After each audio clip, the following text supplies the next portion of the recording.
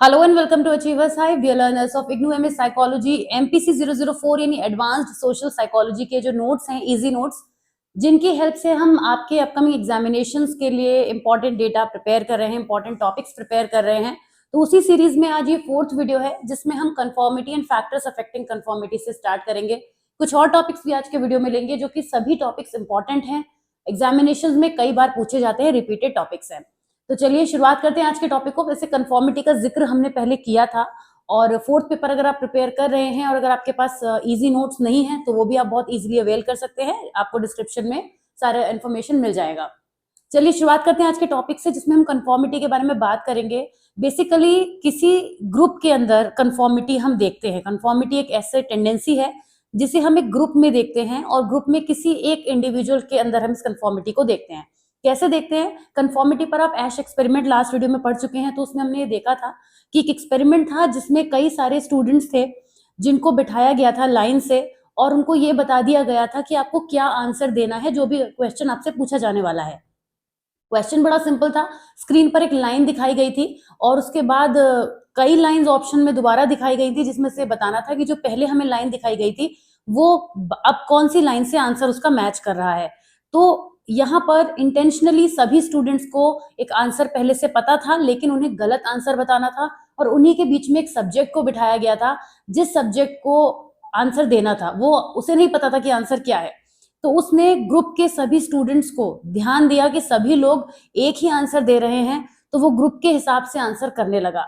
इसे तो मैंने आपको एग्जाम्पल की हेल्प से बता दिया कि कंफॉर्मिटी क्या होती है, लेकिन आपके माइंड में यहाँ से बहुत सारी ऐसी पिक्चर्स बन गई होंगी जब शायद कभी आपने खुद के साथ एक्सपीरियंस किया हो या किसी दूसरे को देखा हो कि जब ग्रुप में कई लोग एक जैसी बात करते हैं तो बाद के जो मेंबर्स होते हैं वो भी उस ग्रुप को कंफर्म करने लगते हैं, यानी उस चीज को ही फॉलो करने लगते हैं जैसा हो रहा है।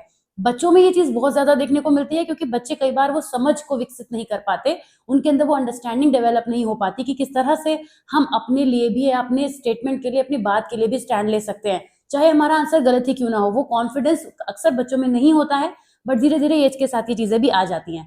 तो कंफॉर्मिटी एक ऐसी टेंडेंसी है किसी भी इंडिविजुअल की जो अपने एटीट्यूड, बिलीफ या बिहेवियर को किसी ग्रुप या सोशल नॉर्म के साथ अलाइन कर लेते हैं। वो ये अपने थॉट को इंपॉर्टेंस ना देते हुए जो सबका चल रहा है उसके हिसाब से बात करने लगते हैं। This social influence can occur in various contexts such as in group of friends, workplace, larger societal settings। किसी भी ग्रुप लेवल पर ये हो सकता है, फ्रेंड्स में हो जाता है अक्सर, इसके अलावा वर्क सेटिंग में हो जाता है या ऐसी कोई भी जगह जहां ग्रुप में आप एक पार्टिसिपेंट हैं और आप थोड़ा भी नर्वस हैं, you not confident enough about the topic, तब भी ऐसा हो जाता है। जरूरी नहीं है कि नॉलेज होने के बाद ही हो, नॉलेज ना होने पर भी होने के इसके बहुत चांसेस रहते हैं। कंफॉर्मिटी जो होती है वो सोशल कोहेशन में अपना रोल प्ले करती है। वैसे तो आपको पता है कोहेसिवनेस क्या होती है? टुगेदरनेस, बाइंड करना, उसको हम कोहेसिवनेस कहते हैं। सोशल कोहेसिवनेस को इंक्रीज करती है। जैसे मान लीजिए एक ग्रुप में 8 लोग हैं और 7 लोगों का किसी एक चीज पर एक ओपिनियन है, तो 8वां पर्सन ये सोचकर भी बात पर अपना सेम एग्रीमेंट दे देगा कि मेरे ना कह देने से कहीं बात बिगड़ ना जाए। अक्सर ऐसा होता है जब आप स्टूडेंट होते हैं या आप फ्रेंड्स के साथ होते हैं, किसी टीम में होते हैं, तो किसी ग्रुप में कोई ऐसी एक्टिविटी जिसमें आपका मन नहीं कर रहा है लेकिन आप उसके लिए एग्री हो जाते हैं जस्ट बिकॉज आपको ये लगता है कि अगर मैंने ऐसा नहीं किया तो पूरी टीम को खराब लगेगा या सिर्फ एक मेरे स्टेप बैक ले लेने से चीजें बदल सकती हैं, इक्वेशंस बिगड़ सकती हैं। ऐसा सोचकर हम कई बार ऐसा कर देते हैं, लेकिन इसकी वजह से कुछ नेगेटिव आउटकम्स भी आ सकते हैं जैसे कि ग्रुप थिंक या फिर परपिट्यूएशन ऑफ हार्मफुल नॉर्म्स। ऐसा भी हो सकता है कि कई लोग नेगेटिव ही बात कर रहे हो, आपका ही एजेंडा, आपका ही थॉट पॉजिटिव हो, बट जस्ट बिकॉज आप उनके संग अलाइन हो गए तो आपने किसी गलत चीज को बर्थ दे दिया। इसकी वजह से ग्रुप थिंक का फिनोमेना भी निकल के आता है। ग्रुप थिंक के बारे में हमने बात की थी। ग्रुप थिंक क्या होता है? जब एक ग्रुप के सभी लोग एक ही डिसीजन पर आ जाते हैं और सभी लोग उसकी हाँ में हाँ करते चले जाते हैं, तब वो ग्रुप थिंक कहलाता है। तो कंफॉर्मिटी कितने तरह से हो सकती है, आइए उसके बारे में हम बात करते हैं। एग्जामिनेशन में पूछा जाता है।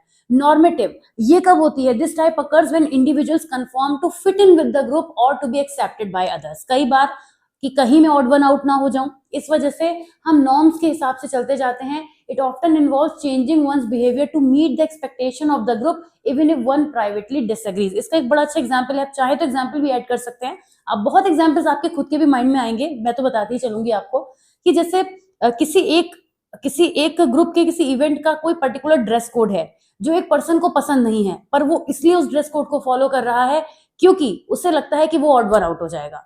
तो यहाँ पे ऐसा होता है, बहुत बार होता है लोगों के साथ में कि उन्हें उन्हें वो नहीं चाहते हैं उस ड्रेस कोड को फॉलो करना, लेकिन वो सिर्फ इसलिए कर लेते हैं कि ऐसा हो जाए। अच्छा, यंग अडल्ट्स में ये चीजें बहुत देखने को मिलती है कि मेरे सारे फ्रेंड्स ड्रिंक कर रहे थे इसलिए मुझे भी ड्रिंक करना पड़ा।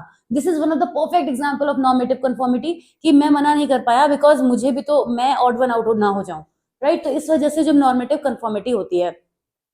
इंफॉर्मेशनल कंफॉर्मिटी कब होती है? This type occurs when individual conform because they believe the group is providing accurate information, people made out their own knowledge and turn to others for guidance specially in ambiguous situation.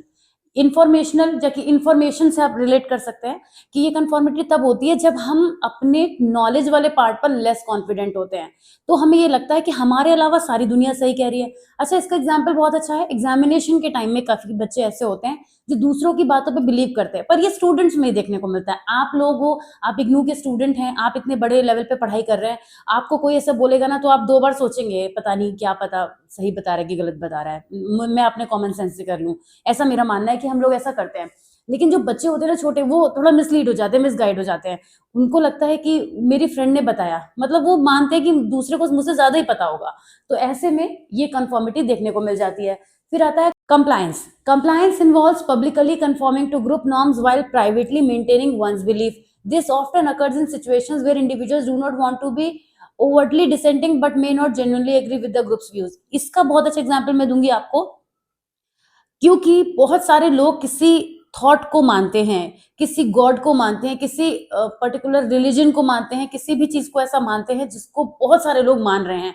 अब वो issue इतना बड़ा है, मुद्दा इतना sensitive है कि वहां हम अपना थॉट नहीं दे पाएंगे, तो हमने भी वहां जाके क्या करा, वो जो भी वो कह रहे हैं उसके हिसाब से हमने भी उसको एक्सेप्ट कर लिया। बट मेरा पर्सनल बिलीफ वैसा नहीं है। तो ऐसा बहुत सारे लोगों के साथ हम देखते हैं, जैसे कुछ लोग पर्टिकुलरली किसी धर्म को मानते हैं या किसी गुरु को मानते हैं, तो बहुत सारे लोग क्या करते हैं, उनके उस इवेंट में जाके ज्वाइन कर लेते हैं, लेकिन बिहाइंड द स्टोरी वो क्या करते हैं, वो मन से एक्सेप्ट नहीं करते हैं। तो दिखावा करना अगर हम इसको बोले, तो इस तरीके से यहाँ पे सिचुएशन अराइज हो जाती है। इसके बाद है internalisation. This is the deepest level of conformity where individuals adopt और believe the behaviour of the group as their own. Internalisation occurs when the group's attitude or value align with one's belief, leading to a genuine change in opinion. Internalisation तब होगा जब आप internally accept कर लेंगे। आपने accept ही कर लिया तो मतलब this conformity is more like acceptance of others thought, और अब वो आपके भी थॉट बन गए। तो जब हमें किसी को अपने यहाँ पे एग्जाम्पल पहले मैं ले लेती हूँ, फिर मैं आगे बात करूंगी कि जब हमें किसी का धर्म चेंज करा देना, तो क्या होता है, वो पर्सन उसको एक्सेप्ट करता है। किसी पर्सन ने अगर अपना धर्म बदल दिया है, अपना रिलीजन चेंज कर दिया है, तो मतलब उसने उस धर्म को पूरी तरीके से एक्सेप्ट कर लिया है, तभी तो वो कंफर्म हुआ है उसके टुवर्ड। तो ये उसका परफेक्ट एग्जाम्पल है। अब कंफर्मिटी को फैक्टर कौन कौन से अफेक्ट करते हैं? ग्रुप साइज बहुत बड़ी चीज है, मैंने आपको बताया कंफर्मिटी ग्रुप में ही होती है, तो ग्रुप साइज बहुत बड़ी चीज है। ग्रुप में कितने ज्यादा लोग हैं, अगर 2 लोग मिलकर एक को समझा रहे हैं तो चांसेस तो हैं खैर रिजल्ट आने के, ऐसा नहीं है। बात इस पे भी डिपेंड करती है कि वो लोग कितने पावरफुली एक्सप्लेन करते हैं अपनी बात को। लेकिन जब कोई बड़ा ग्रुप एक तरह से काम कर रहा होता है, तो इस चीज पर ज्यादा फर्क पड़ता है कि हम सामने वाले को कंफर्म करा पाएंगे। जितने भी कैंपेन्स होते हैं, जितने भी इस तरीके की जो भी सोशल एक्टिविटी होती हैं, जहां पर सोशल एक्टिविटिस्ट मिलकर किसी बड़े एक्शन के लिए कोई बड़ा एक्शन कर रहे होते हैं, किसी बड़े थॉट को क्रिएट करना चाहते होते हैं लोगों के माइंड में, तो आप हमेशा देखेंगे कि वहां पर एक बड़ा ग्रुप काम कर रहा होता है। तो ग्रुप साइज जो होते हैं वो काफी मैटर करते हैं। लेकिन इसी के साथ में एक चीज और भी बता दूं मैं आपको कि अगर कभी बहुत बड़ा ग्रुप हो जाएगा ना, बहुत ज्यादा, तो कई बार चीजें रिटर्न भी हो सकती है। बट इन जनरली अगर हम एक एवरेज ग्रुप साइज ले तो वो हमेशा इफेक्टिव ही रहता है। Unanimity, when the majority of a group is unanimous agreement, conformity tends to be higher. ज्यादा लोग किसी चीज को वोट करेंगे तो आपको भी लगेगा, अगर 50-50 की बात होगी तो आप भी कंफ्यूज हो जाएंगे, कह रहे कुछ लोग ऐसा भी कह रहे हैं, कुछ लोग ऐसा भी कह रहे हैं। तो जितना ज्यादा यूनानिमस डिसीजन आएगा किसी ग्रुप का, उतना ही चांसेस ज्यादा है कि कंफॉर्मिटी हो जाएगी। कोहेशन बहुत इंपॉर्टेंट है। जितनी ज्यादा कोहेसिवनेस ग्रुप के लोगों में होगी, एक दूसरे को बात मनवाना आसान होगा। आप जिन लोगों के साथ इनफॉर्मली रहते हैं उनके साथ अपनी भी बात कह पाते हैं। जैसे फैमिली मेंबर्स, एक फैमिली जो है हमारा एक इनफॉर्मल ग्रुप होता है, वहां हम अपनी बात भी रख पाते हैं। लेकिन जब हमारा स्टाफ या हमारा जो कोई भी ऐसा वर्क प्लेस जहां पर आप फॉर्मल लोगों के बीच में रहते हैं या फॉर्मल रिलेशनशिप्स के बीच में रहते हैं, वहां पर अपनी बात कह पाना थोड़ा मुश्किल होता है। मतलब वहां कोहेसिवनेस नहीं होगी, तो आपको अपनी चीजों को कहना थोड़ा सा डिफिकल्ट होगा, वहां पे आपको बात माननी पड़ जाएगी। लेकिन अपनी फैमिली में या ऐसे लोगों के बीच में जहां आपके रिलेशनशिप स्ट्रांग है, आप अपनी भी बात रख पाएंगे। Status and authority, status of the group ये भी कंफर्मिटी को इन्फ्लुएंस करता है। जो कि जिनका हायर स्टेटस या अथॉरिटी होता है, लोग उनकी तरफ ज्यादा कंफर्म हो जाते हैं, हाँ ये तो सही कह रहे होंगे यार, इन्हें तो ज्यादा ही पता होगा। जो नॉलेज इन्हें ज्यादा होती है उनकी तरफ भी हम कंफर्म हो जाते हैं। या फिर अथॉरिटी की तरफ कंफर्म होना तो कई बार मजबूरी भी हो जाती है। ये हर वो एम्प्लॉय समझेगा जो मेरा वीडियो देख रहा है और एक एम्प्लॉय है। जो एक एम्प्लॉय होता है वो अपने एम्प्लॉयर के टुवर्ड्स कंफर्म ही रहता है। उससे अपना थॉट देने की लिबर्टी आई डोंट नो किस एक्सटेंट तक होती है, क्योंकि workplace to workplace चीजें वेरी करती हैं। लेकिन मैक्सिमम केसेस में हमने ये स्टेटमेंट सुना है ना कि बॉस इज ऑलवेज राइट। हम क्यों बोलते हैं ये चीज? क्योंकि जो हमारा एम्प्लॉय होता है वो एम्प्लॉयर के टुवर्ड्स कंफर्म ही करता रहता है कि हाँ बॉस ने कहा तो ये भी सही है, बॉस ने कहा तो वो भी सही है, मतलब मुझे वैसे ही करना है जैसे वो बता रहे हैं। अब कई बार तो इसकी वजह से ये भी होता है कि जो एम्प्लॉय होता है वो अपना दिमाग ही नहीं लगाता है कि जैसा कहा गया चुपचाप वैसे ही कर लो, नहीं तो अगर ज्यादा दिमाग लगाया तो शायद प्रॉब्लम ना हो जाए। तो ये भी एक वजह होती है कि एक इतना स्ट्रिक्ट अथॉरिटी बन जाना, आप अपने एम्प्लॉय को जो है फ्रीडम नहीं दे रहे हैं, लिबर्टी नहीं दे रहे हैं एक्सप्रेशन की, थॉट्स की, तो वो क्या करेगा? वो फिर कंफर्म ही करेगा, उसके पास ऑप्शन ही नहीं है कोई। तो इसकी वजह से भी कंफर्म बहुत करते हैं लोग। कल्चरल इन्फ्लुएंसेस, डिफरेंट कल्चर्स के हिसाब से लोग करते हैं। मतलब अगर लोग अपने कल्चर को ऑफकोर्स बहुत ज्यादा लव करते हैं, रिस्पेक्ट करते हैं, तो इसकी वजह से उन्हें लगता है हमारे कल्चर में तो ऐसा होता है। मैंने बहुत लोगों को ऐसा बोलते हुए सुना है, हमारा कल्चर बेटर है, हमारे कल्चर में ये अच्छा होता है। तो उनके कल्चर से रिलेटेड कोई चीज होगी तो they will conform to it, of course they will, right. Personality traits का भी बहुत फर्क पड़ता है। कोई बहुत कन्विंसिंग नेचर का है ना, तो वो भी अपनी बातों से दूसरे को बड़ी इजीली कन्विंस कर लेता है। और यही चीज है कि मार्केटिंग में यूज होती है चीज कि हम किसी पर्सन को अपनी बात से जब कन्विंस करना चाहते होते हैं तो उसके पर्सनालिटी ट्रेट्स को देखते हैं। Social context, the context of the situation including the perceived importance of the task and the perceived value of the group's opinion can influence conformity. High stake situation और when the group is viewed as knowledgeable, conformity में increase. अभी ये बात हम कर चुके हैं, जहां पे लगता है कि लोगों को नॉलेज ज्यादा है वहां पर होता है। Public versus private responses, individuals are more likely to conform when their responses are made public rather than private. The fear of judgement और rejection from others can lead to increased conformity in public setting. ये भी होता ही है। तो conclude करेंगे, हमने देखा conformity कैसी चीज है, एक सोशल बिहेवियर ही है कंफॉर्मिटी, जो हमें एक फंडामेंटल एस्पेक्ट है सोशल साइकोलॉजी का, जिस बहुत सारे फैक्टर से ड्रिवन होता है। और इसमें वो सभी पॉइंट्स हैं जो हमने ऊपर पढ़े थे, उन सबको हमने यहाँ पे हाईलाइट करके लिखा है। आ जाते हैं अपने नेक्स्ट टॉपिक पे, which is 2D model of conflict resolution. काफी पूछा गया है, तो इस वीडियो से अभी हम स्टार्टिंग करेंगे कि ये जो कॉन्फ्लिक्ट को रिजोल्व करने के लिए वो दो कौन सी डायमेंशंस हैं जिनको अंडरस्टैंड किया जाता है, इंपॉर्टेंट समझा जाता है, इस वीडियो में अभी हम समझेंगे। ये जो मॉडल है 2D model of conflict resolution, एक कंसेप्चुअल फ्रेमवर्क है जो हमें ये अंडरस्टैंड करने में हेल्प करता है कि जो कॉन्फ्लिक्ट्स होते हैं वो क्यों होते हैं, और उनकी दो डायमेंशंस की बात करता है, असर्टिवनेस एंड कोऑपरेटिवनेस, जिन्हें अभी आगे और डिटेल में हम पढ़ेंगे। This model is commonly associated with the work of Kenneth Thomas and Ralph Kilmann, जिन्होंने TKI के नाम से भी एक इंस्ट्रूमेंट बनाया था। और इस इंस्ट्रूमेंट की हेल्प से हम इन दो डायमेंशन के बेसिस पे जानने की कोशिश करते हैं कि कॉन्फ्लिक्ट रेजोल्यूशन किस तरह से होता है। जो दो डायमेंशन है, पहले तो आप उन्हें एक्सप्लेन करेंगे। वैसे तो आप ये दोनों टर्मिनोलॉजी के बारे में जानते हैं, आप अपने पास से भी लिख सकते हैं, ऐसा कुछ नई बात नहीं है। लेकिन ये जो डायमेंशन है, this reflects the extent to which an individual seeks to satisfy their own concerns and interest in a conflict situation. High assertiveness means actively pursuing one's goal, while low assertiveness means being more passive and avoiding self-interest.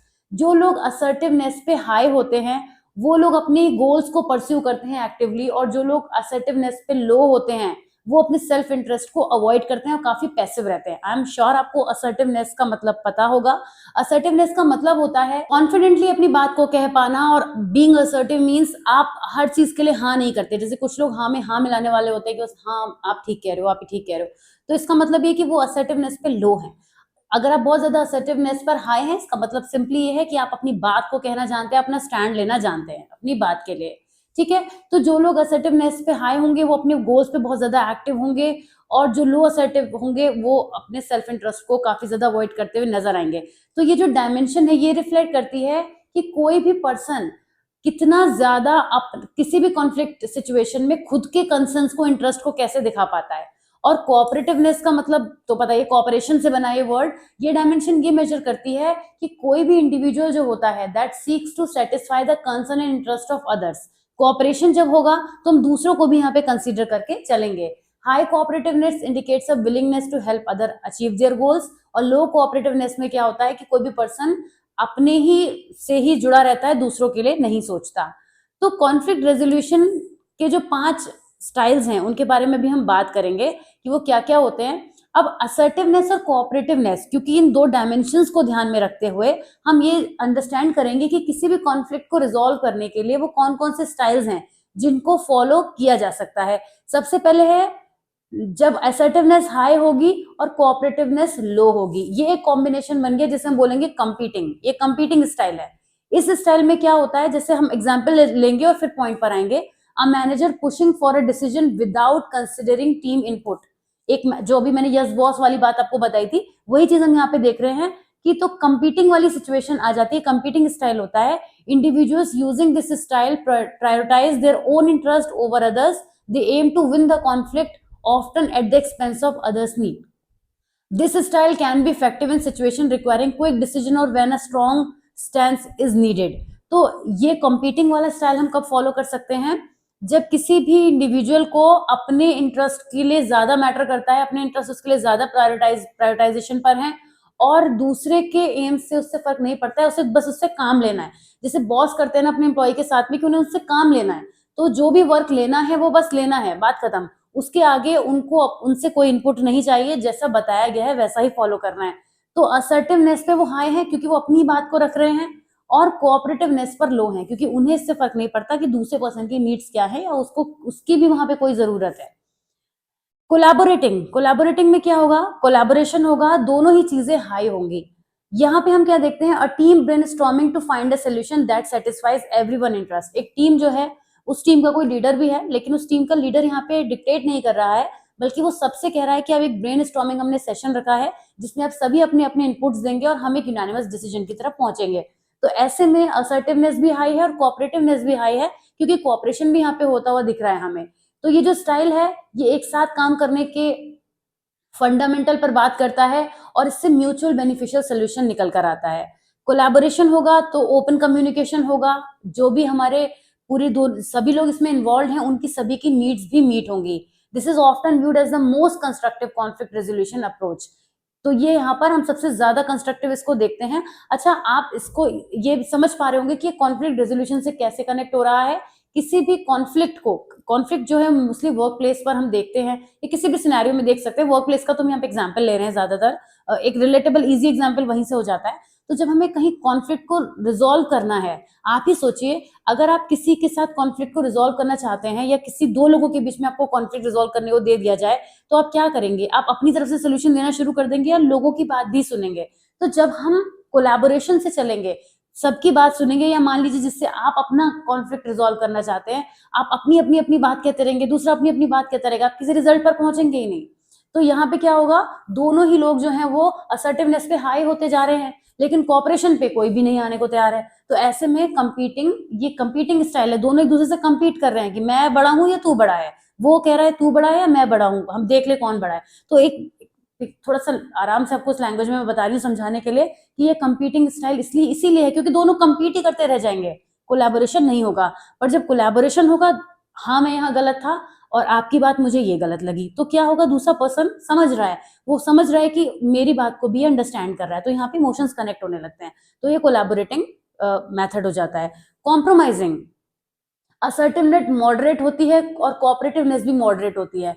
Compromise में क्या होता है, compromise आपने पता ही आपको कि जब लोग कॉम्प्रोमाइज कर लेते हैं किसी सिचुएशन में, तो दोनों ही पार्टीज जो होती हैं दोनों के ही इंटेक से होता है। ऐसा नहीं कि एक ने कॉम्प्रोमाइज कर दिया फिर तो वो कॉम्प्रोमाइज नहीं, सरेंडर हो जाता है ना। जब एक पर्सन अपनी बातों पे बिल्कुल ही डाउन होता चला जाए और दूसरा जो है वो अपनी चलाता रहे, तो negotiating a deadline extension that partially meet both parties need. एक एम्प्लॉय ने ये कहा कि मैं इतनी डेट तक काम नहीं कर सकता, तो जो एम्प्लॉयर है उसने ये सोचा कि चलो मैं इसको इतने आवर्स का एक्सटेंशन दे देता हूँ, चलो मैं इसको 2 दिन का एक्सटेंशन दे देता हूँ क्योंकि मेरे पास भी अभी 7 डेज का टाइम है, पर मैंने पहले ही उसको डेडलाइन काफी पहले की दी हुई थी। तो इससे क्या हुआ, दोनों के बीच में एक स्मूथ सिचुएशन बन गई। तो हमें भी पता है कि क्या होता है कॉम्प्रोमाइज में, finding a middle ground where both parties make concessions. दोनों लोग मिलकर कुछ कंसेशन करते हैं और एक मिडिल सोल्यूशन पर पहुंच पाते हैं। जैसे बार्गेनिंग करना, बार्गेनिंग में भी तो यही होता है। तो कॉम्प्रोमाइजिंग की सिचुएशन में असर्टिवनेस भी मॉडरेट होती है, कोऑपरेटिवनेस भी मॉडरेट होती है। अवॉइडिंग, असर्टिवनेस लो है और कोऑपरेटिवनेस भी लो है।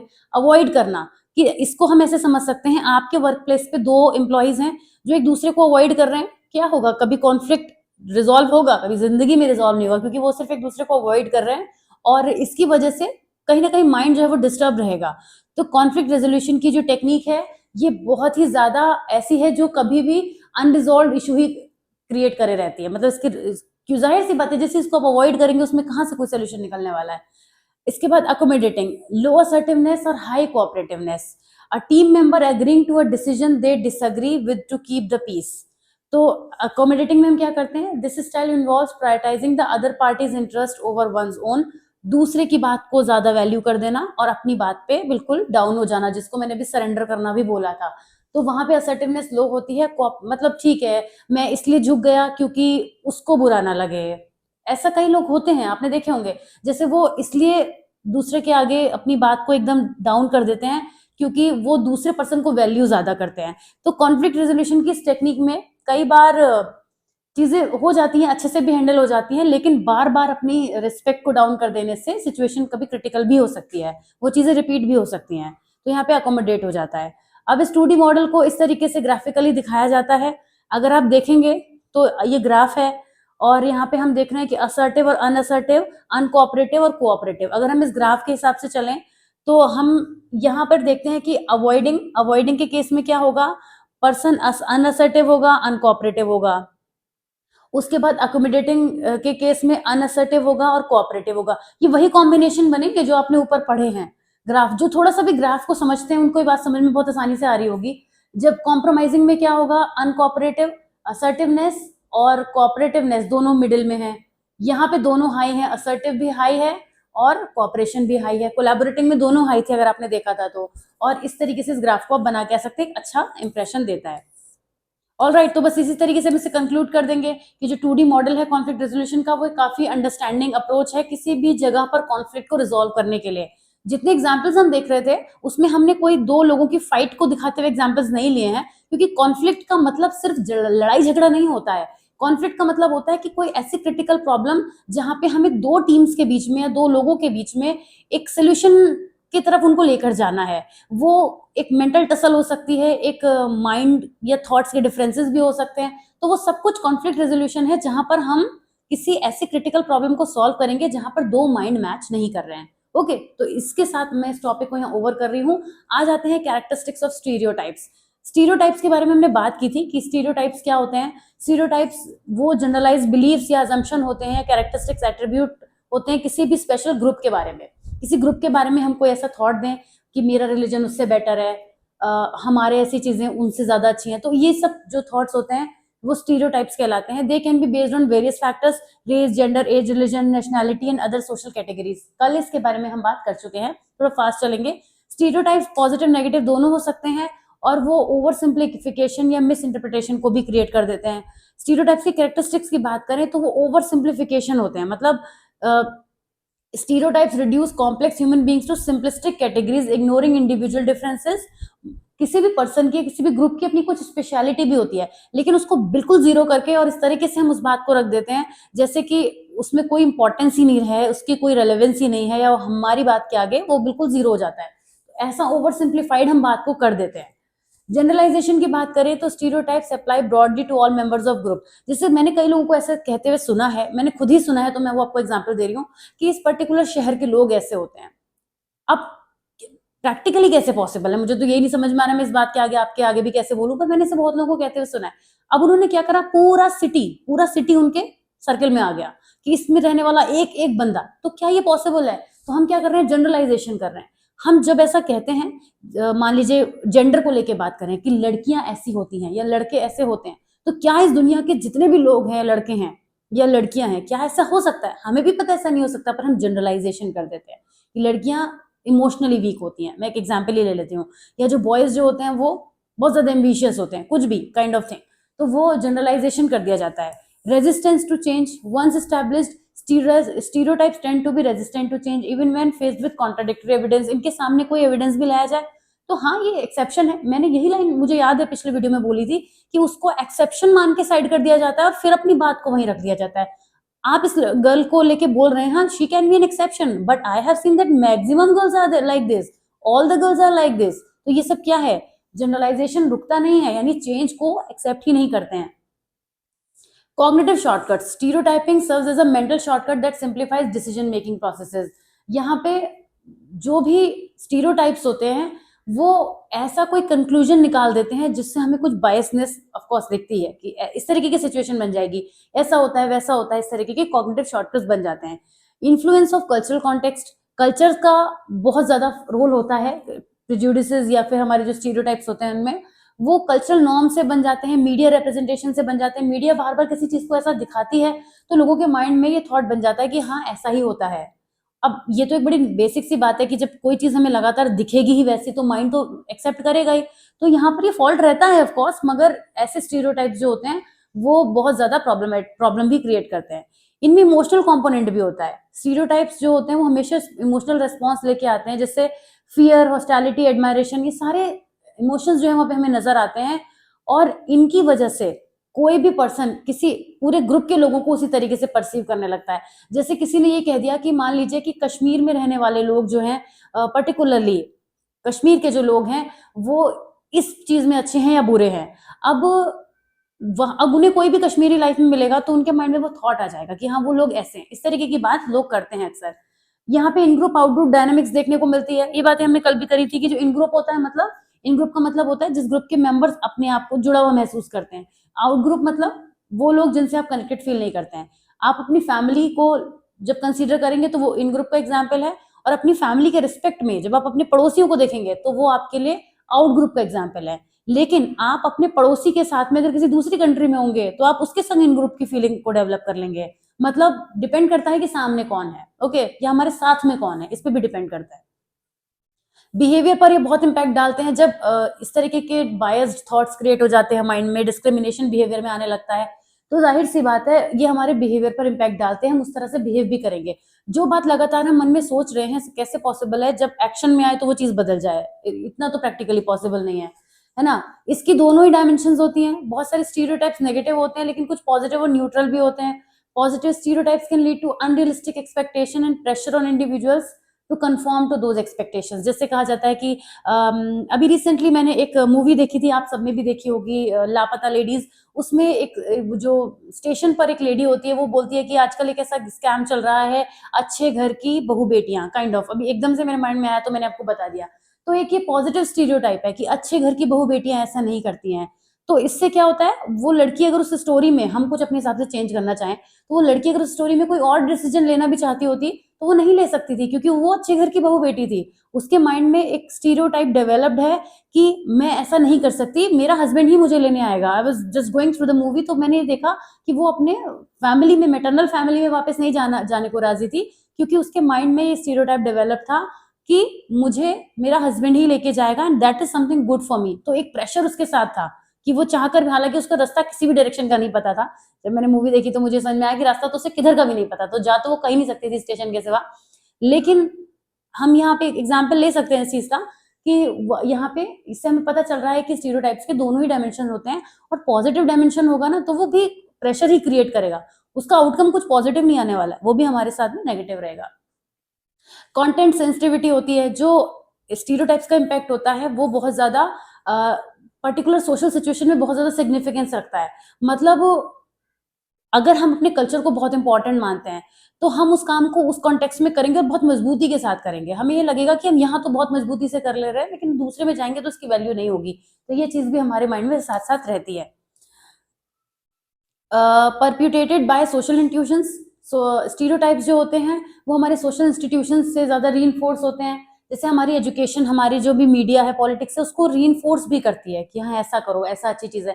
जैसे आपने हरियाणा में, अगर मैं एग्जांपल लूं, तो काफी कुश्ती के वो देखे होंगे। मैंने तो जितनी भी ये मूवीज देखी हैं, एक फाइट वाली, कुश्ती वगैरह वाली, उसमें हरियाणा के लोगों को ही ज्यादातर देखा है, क्योंकि उस कल्चर में वो चीज होती है, राइट। या एग्जाम्पल लेते हैं, बिहार में ऐसा होता है कि सभी लोग जो है तो गवर्नमेंट जॉब के लिए बहुत ज्यादा प्रैक्टिसेस करते हैं, बहुत पढ़ाई को लेके बहुत ज्यादा वहां के लोग मोटिवेटेड रहते हैं। तो क्योंकि वहां की मीडिया या वहां का कल्चर इस चीज को प्रमोट करता है बहुत ज्यादा, तो उस वजह से जो भी सोशल इंस्टीट्यूशंस होते हैं वो इस चीज को इंक्रीज कर देते हैं। अब आप ये मत सोचिएगा कि क्या कुश्ती करना हमारा कोई स्टीरियोटाइप है, नहीं, मैं एक एग्जाम्पल के तौर पे आपको चीज बता रही हूँ कि जिस कल्चर कैसे इम्पैक्ट करता है हमारा कल्चर, जिस चीज में हम बड़े होते हैं, जैसे किसी गवर्नमेंट जॉब वाली फैमिली में आप देखिएगा, वहां पर एक काइंड ऑफ प्रेशर रहता है कि मेरे बच्चे भी गवर्नमेंट जॉब में ही जाए। देखिए एक्सेप्शंस आर एवरीवेयर, मैं खुद ही उधर पहुंच जाती हूँ आपके कहने से पहले, लेकिन फिर भी मैं खुद ही बात बोल रही हूँ कि एक्सेप्शंस हर जगह होते हैं, बट मैक्सिमम केसेस में हम ये देखते हैं कि फैमिली का प्रेशर होता है या वो चाहते हैं, ऐसी उनकी डिजायर होती है। तो सोशल जिस एनवायरनमेंट में हम रह रहे हैं, जिस कल्चर में रह रहे हैं, वो हमें शेप तो करता ही है, भले ही फिर हम अपनी शेप बदल के कुछ और करने लग जाए। जैसे ऑल इज वेल जो मूवी 3 इडियट्स थी, उसमें वो पर्सन जो होता है, वो आई एम नॉट जस्ट अभी नाम नहीं याद आ रहा, वो फोटोग्राफी करना चाहता होता है ना, तो वो अपनी शेप बदल के बाहर निकलना चाहता है। ये एक अच्छी बात भी है और अलग चीज भी है, ठीक है, गलत कुछ नहीं है, लेकिन फैमिली का एक अपना सिस्टम रहता ही है, वो हम मूवीज में देखते आ रहे हैं। तो हमारे परसेप्शन को शेप करने में स्टीरियोटाइप्स का काफी रोल होता है, और ये सब चीजें हैं, इसको फटाफट से आप पढ़ लीजिए, क्योंकि मैं एक ब्रेक लेके कंपटीशन, कॉपरेशन और डिफरेंसेस के बारे में आपको पढ़ाने वाली हूँ। एक छोटे से ब्रेक की मुझे सीरियसली रिक्वायरमेंट है, क्योंकि क्लास कंटिन्यूअस चल रही है और अबाउट 30 मिनट्स की हमारी क्लास हो गई है। सही, अभी तो 10 मिनट से ज्यादा का टाइम है, क्योंकि इस टॉपिक के बाद हम देखते हैं एक टॉपिक और लेते हैं, फिर आज यहीं पर बात खत्म करेंगे। अच्छा, ये टॉपिक कई बार पूछा गया है, कंपटीशन, कॉपरेशन, उनके बीच में क्या डिफरेंस है? इसमें कुछ भी ऐसी नई बात नहीं है जो मैं आपको बताऊंगी। आप सब कंपटीशन का भी हिस्सा हैं, कॉपरेशन का भी हिस्सा हैं, और दोनों ही चीजें आप करते हैं, लेकिन दोनों वर्ड्स को सुनकर एक तरफ नेगेटिव और एक तरफ पॉजिटिव आपके माइंड में थॉट्स क्रिएट हुए होंगे। उन्हीं थॉट्स के बेसिस पर आपको कंटेंट लिखना है। मैंने बोला ना, ये सोशल साइकोलॉजी है, ये सबकी अपनी अपनी होती है, मतलब इतनी भी अपनी नहीं होती है, कुछ थ्योरीज के अलावा। मैं थ्योरीज में अपने थॉट मत लगा के आ जाइएगा, नहीं तो बेचारे हमारे साइकोलॉजिस्ट जिन्होंने इतनी मेहनत करी है, उनके किए पे पानी फिर जाएगा। लेकिन बहुत से टॉपिक ऐसे हैं, जब आप सोशल साइकोलॉजी का पेपर देते हैं तो अपना कॉमन सेंस आराम से आप लगा सकते हैं, कोई दिक्कत की बात नहीं है। फिलहाल मैंने भी आपके लिए नोट्स बनाए हैं, तो आप थोड़ा दिमाग यहाँ भी लगा सकते हैं। कॉम्पिटिशन क्या होता है? Refers to a social interaction, जिसमें इंडिविजुअल या ग्रुप क्या करते हैं, किसी गोल को अचीव करने के लिए एक दूसरे से compete करते हैं। कॉम्पिटिटिव सेटिंग्स में participant seeks to outperform one another, often leading to win loss outcome. यहाँ पे विन और लॉस, जीतने हारने वाली सिचुएशन हमेशा रहती है जब भी कंपटीशन होता है। Competition can be seen in various context, sports, academics, workplace, where individual और teams vie for limited resources, recognition और रिवॉर्ड्स। किसी भी चीज को ऑब्टेन करने के लिए, किसी रिवॉर्ड को ऑब्टेन करने के लिए, रिकॉग्निशन को आइडेंटिफाई करने के लिए करते हैं। Competition can drive motivation and enhance performance. It can also lead to negative consequences such as stress, anxiety, conflict. जब ज्यादा कॉम्पिटिटिव नेचर के हम हो जाते हैं तो क्या होता है, हारने का डर भी बन सकता है, या किसी चीज को खो देने की प्रॉब्लम भी हमारे अंदर फील हो सकती है हमें। तो ऐसे में अनहेल्दी कंपटीशन जब हो जाता है तो लोग एक दूसरे के संग राइवलरी करने लगते हैं, कोलैबोरेट ना करके, एक दूसरे को कॉपरेट ना करके एक दूसरे के अगेंस्ट खड़े हो जाते हैं, और चीजें बहुत ज्यादा नेगेटिव भी हो जाती हैं। लेकिन अगर देखा जाए तो कंपटीशन जरूरी बहुत है। अगर एक पर्सन दूसरे से compete नहीं करेगा तो उसे खुद भी अपनी एनर्जी का, अपने लेवल का, अपने कहना चाहिए अपने क्या उसकी कैपेसिटी है, अपना एस्टिमेशन वो नहीं कर पाएगा। तो compete करना जरूरी है, लेकिन हमारी ये रिस्पॉन्सिबिलिटी है, हम छोटे बच्चों में शुरुआत से इस चीज को डालें कि कंपटीशन तो होना चाहिए, लेकिन उसके रिजल्ट को एक्सेप्ट करना हमें आना चाहिए। मैं अक्सर देखती हूँ छोटे बच्चे जो होते हैं वो हारने पर इतना ज्यादा दुख में चले जाते हैं, उनके ऊपर पेरेंट्स का इतना प्रेशर होता है कि अगर मैं हार गया तो, वो अपने इस बात से दुखी नहीं है कि मैं हार गया तो मैं हार गया, उसको इससे ज्यादा टेंशन है कि मेरे पेरेंट्स मुझे डांटेंगे या मारेंगे या मेरे मार्क्स कम आ गए। तो हमें बच्चों के अंदर इस चीज को शुरुआत से डेवलप करना चाहिए कि कंपटीशन में हमेशा ही लर्निंग होती है। अगर आप पास होते हैं, आप जीतते हैं, तो डेफिनेटली आप कुछ एक्वायर करते हैं, लेकिन जब आप हारते हैं तो आप थोड़ा कम एक्वायर करते हैं। हार कर भी आप लर्न जरूर करते हैं, सीखते हैं। खैर, अब मैं थोड़ा सा उस वैसी चीजों पे चली गई। आप चाहें तो ये बातें भी लिख सकते हैं, इसमें कुछ प्रॉब्लम नहीं है। एनीवे, कोऑपरेशन क्या होता है? कोऑपरेशन हमेशा एक साथ काम करने की बात करता है। कोऑपरेशन में गोल्स भी कॉमन होते हैं, टीम का एक टुगेदरनेस को दिखाता है, कोहेसिवनेस यहाँ होती है, बाइंडिंग होता है, म्यूचुअल थॉट्स का एक्सचेंज होता है, और रिसोर्सेज और रिस्पॉन्सिबिलिटीज को शेयर करके यहाँ पे काम चलता है। कोऑपरेशन टीम्स में देखने को मिलता है ज्यादातर। This approach can enhance problem solving as diverse perspective and skills are brought together to address challenges. जब कई लोग मिलकर कोऑपरेट करके एक दूसरे के साथ काम करते हैं तो लोगों के थॉट्स, मल्टीपल थॉट्स निकल कर आते हैं, और उसकी वजह से प्रॉब्लम सॉल्विंग बिहेवियर को वो लोग इजिली कर पाते हैं। The benefits of cooperation include increase trust, improve relationship और बहुत सारी चीजें हैं जो एक दूसरे के साथ रहने से आते हैं। इसे आप पढ़ सकते हैं फटाफट से। अब डिफरेंसेस की बात करें तो आप चाहे तो टेबल बना के भी लिख सकते हैं, लेकिन हम डेफिनेशन के बेसिस पे कंपटीशन और कोऑपरेशन को कैसे डिफाइन करेंगे, डिफरेंशिएट करेंगे to be very specific. Competition involves individuals और group striving to achieve a goal that is mutually exclusive, लेकिन कोऑपरेशन में क्या होता है, इंडिविजुअल और group working together towards a shared goal. यहाँ पे जो गोल है वो म्यूचुअली एक्सक्लूसिव होता है और यहाँ पे जो गोल है वो शेयर्ड होता है। हम चाहें तो यहाँ पे पॉइंट्स को इस तरीके से हाईलाइट भी कर सकते हैं कि यहाँ पे शेयर्ड गोल होता है और यहाँ पे एम्फेसाइज किस पे होता है, आउट परफॉर्मिंग अदर्स, इस चीज पर एम्फेसिस करते हैं। यहाँ पे म्यूचुअल बेनिफिट और कोलैबोरेशन पे हम फोकस करते हैं। ठीक है, गोल्स की बात करें तो वैसे तो हमने बात कर ही ली है, लेकिन जो प्राइमरी गोल है वो क्या है, इज टू विन और अचीव डोमिनेंस, या तो जीत जाना है या डोमिनेंस को अचीव करना है। और कॉपरेशन में कॉमन ऑब्जेक्टिव को अचीव करना है, जो हमारा शेयर्ड प्रॉब्लम है उसको सॉल्व करना है। कलेक्टिव अचीवमेंट्स के थ्रू इसको मेजर करते हैं। और यहाँ पे कैसे मेजर होता है कि आपने दूसरे को कैसे हराया और कितना हरा दिया। रिलेशनशिप डायनामिक्स की बात करें तो रिलेशनशिप यहाँ पे हमें क्या नजर आते हैं, राइवलरी, कॉन्फ्लिक्ट होने के चांसेस रहते हैं, जरूरी नहीं हम हर कंपटीशन में ये हो ही, लेकिन काफी ज्यादा चांसेस रहते हैं क्योंकि वो एक दूसरे को डिफीट करने पर फोकस करते हैं। फोकस किस पे होता है, डिफीट करने पर। और कोऑपरेशन में क्या होता है, collaboration, trust and mutual support होती है। और यहाँ पे फोकस किस पे होता है, कम्युनिटी और टीम वर्क पे फोकस होता है। आउटकम्स की बात करें तो आउटकम्स हमेशा विन लॉस की फॉर्म में नजर आते हैं। एक पार्टी का को गेन मिलेगा तो दूसरे का लॉस होगा।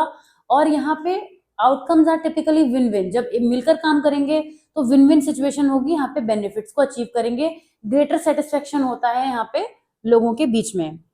मोटिवेशन की बात करें तो कंपटीशन में मोटिवेशन होता है, stems from a desire to excel, achieve recognition and prove superiority over others. तो इसको हाईलाइट कर सकते हैं, सुपीरियरिटी प्रूव करने के लिए करते हैं।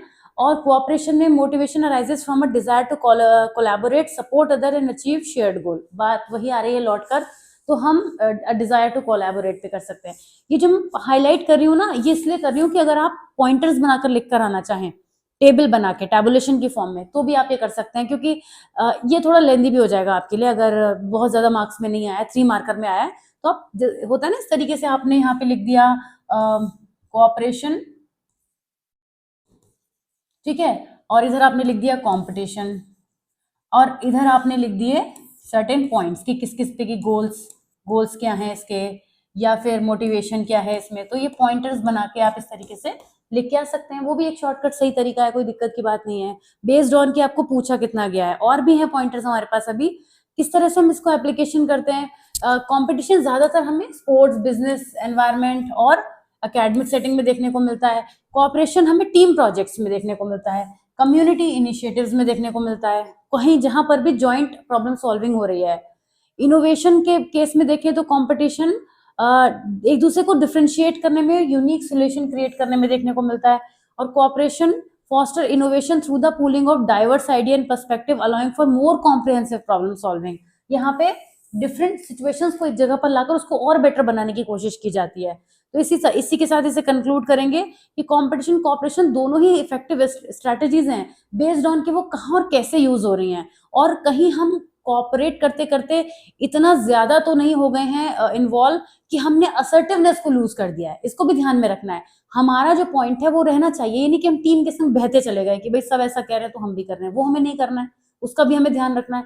और कंपटीशन की जब बात होगी तो कंपटीशन में हमें इतना भी कॉम्पिटिटिव नहीं हो जाना है कि सामने वाले पर्सन को या सामने वाली टीम को डिफीट करने के लिए हम कुछ भी करने पे चले जाए, अपने एथिक्स को भी साइड में रख दे और किसी भी चीज को वैल्यू ना करें।